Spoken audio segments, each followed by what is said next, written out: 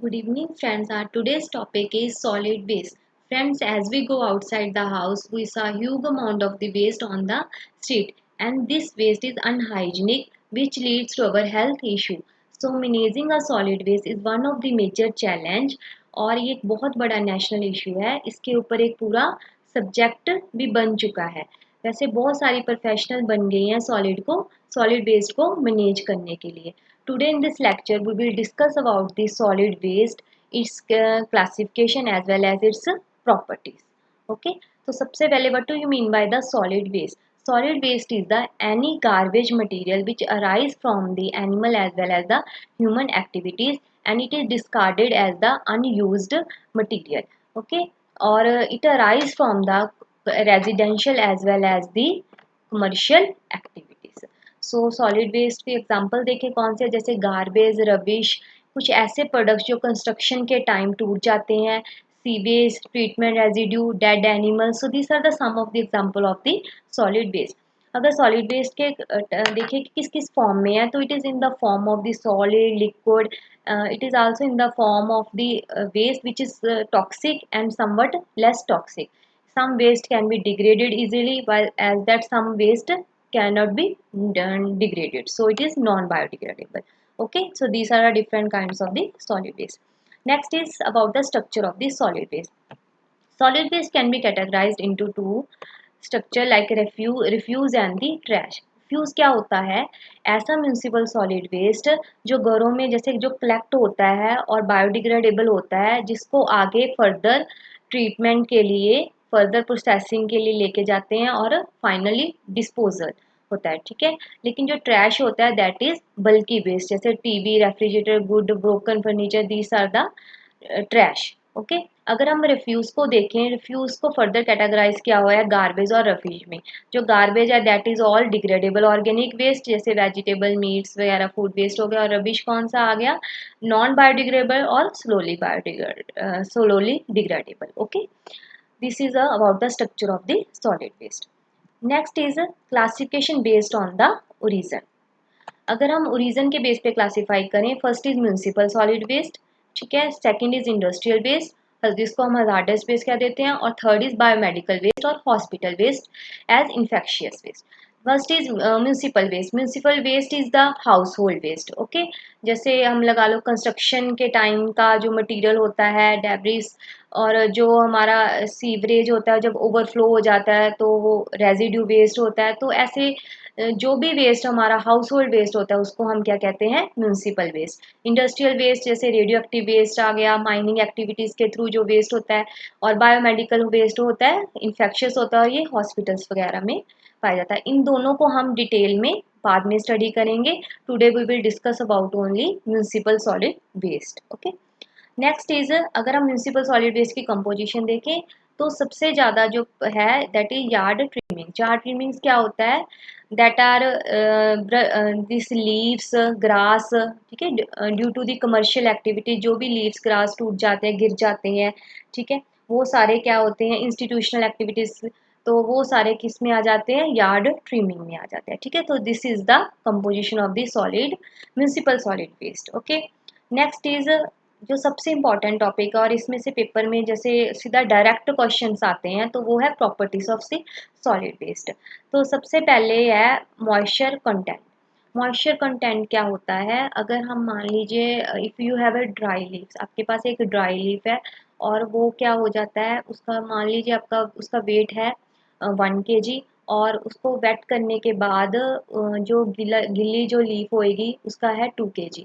तो उसमें कितना मॉइस्चर कंटेंट है, तो कितना परसेंटेज ऑफ वाटर है उसमें, तो उसको फाइंड करने के लिए हम क्या करेंगे? 2 - 1, ठीक है, wait minus dry weight divided by weight weight multiply 100. तो कितना परसेंटेज होगा? 50% हो गया. मतलब it means that 50% is weight of the dry leaves and 50% is the weight of the wet leaves. So that is the moisture content. दूसरा है specific weight. Specific weight कैसे find करते हैं? किसी भी वेस्ट का वेट पता करना हो पर यूनिट वॉल्यूम, तो this is the formula of specific weight. इसमें क्या होता है, पेपर में डायरेक्ट आपको ये फॉर्मूला पूछ लेते हैं कि किस चीज़ का फॉर्मूला है, तो आपने याद रखना है. स्पेसिफिक वेट क्या होता है? Weight of container filled with the जो waste minus empty container divided by the volume of the container. ठीक है, तो कितना वेस्ट है per unit volume. Next is particle size and distribution. अगर कोई पार्टिकल है उसका साइज अगर हम लेंथ और ब्रेथ के हिसाब से देखें तो length plus breadth divided by 2 कर लो। अगर अगर वो पार्टिकल साइज की हाइट है तो उस पैरामीटर के अकॉर्डिंग आप उसका पार्टिकल साइज मेजर कर सकते हो। कैसे? लेंथ ब्रेथ और height divided by 3। Okay, next है हमारा fixed carbon.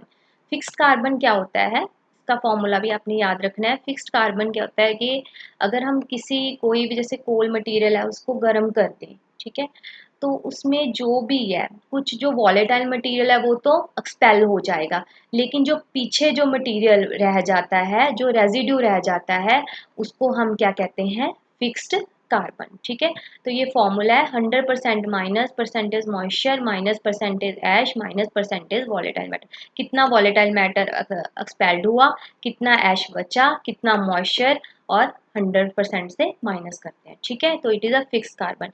Next is field capacity, कि एक waste under the gravitational force एक वेस्ट कितना मॉइस्चर को होल्ड कर सकता है। ठीक है, कितना अमाउंट ऑफ मॉइस्चर वो होल्ड कर सकता है, तो उसको क्या कहते हैं? Field capacity.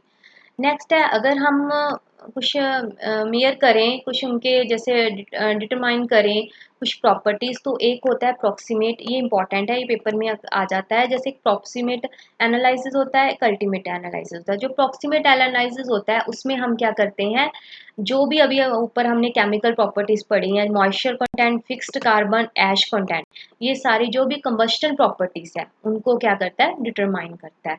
लेकिन जो अल्टीमेट एनालाइज है वो इनऑर्गेनिक कंपोनेंट जो वेस्ट है उसको डिटरमाइन करता है, जैसे carbon, hydrogen, oxygen, nitrogen, sulphur, ये सारे इनऑर्गेनिक कंपोनेंट्स को डिटरमाइन करता है। ठीक है, तो ये इट इज अप्रोक्सीमेट एनालिसिस और अल्टीमेट एनालिसिस। नेक्स्ट है नेट क्लोरिफिक वैल्यू। क्या कितना होता है? किसी भी जो वेस्ट है वो कितना हीट प्रोड्यूस करेगा एक प्रेशर या वॉल्यूम, कांस्टेंट प्रेशर वॉल्यूम पे कितना हीट प्रोड्यूस करेगा, तो वो है net calorific value of the waste. ठीक है, कितना हीट प्रोड्यूस होता है, तो जैसे पेपर है, पेपर को कितना हीट प्रोड्यूस करेगा? 12,000 to 18,000 किलो यूल पर केजी में, और ये इसका यूनिट है। ठीक है, इसमें इसको हम मेयर कैसे करते हैं? ऑक्सीजन बॉम्ब क्लोरीमीटर से करते हैं। और अगर हमने एनर्जी कंटेंट फाइंड करना हो तो एक फॉर्मूला लगता है, Dulong formula, that is 145 carbon plus 610 bracket में H2 minus O2 divided by 8 plus 40 sulphur plus 10 nitrogen.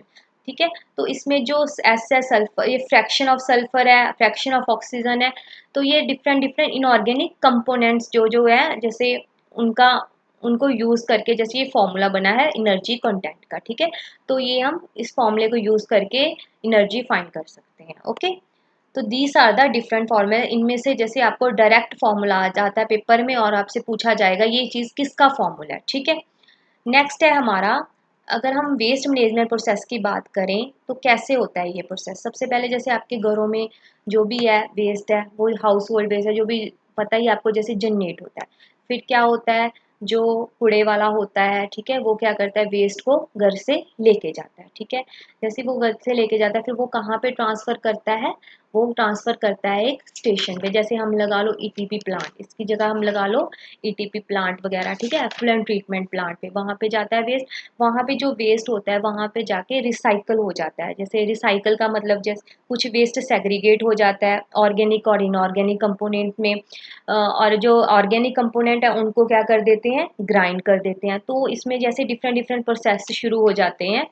उसके बाद जैसे ये उसके बाद क्या होता है, उस वेस्ट को ट्रांसपोर्ट के थ्रू फाइनली क्या करते हैं? डिस्पोज कर देते हैं। ठीक है, डिस्पोज में जैसे जो वेस्ट होता है उसको एक डंप कर देते हैं एक लो लाइन एरिया में। तो it is one of the method or waste management process. Okay, further in next lecture we will discuss about the in detail the different techniques of the disposal, that is incineration, landfilling, composting, and also we will discuss about the hazardous waste also. Okay, so अगर आपको मेरा lecture अच्छा लगा हो तो please like share and subscribe my channel. Thank you.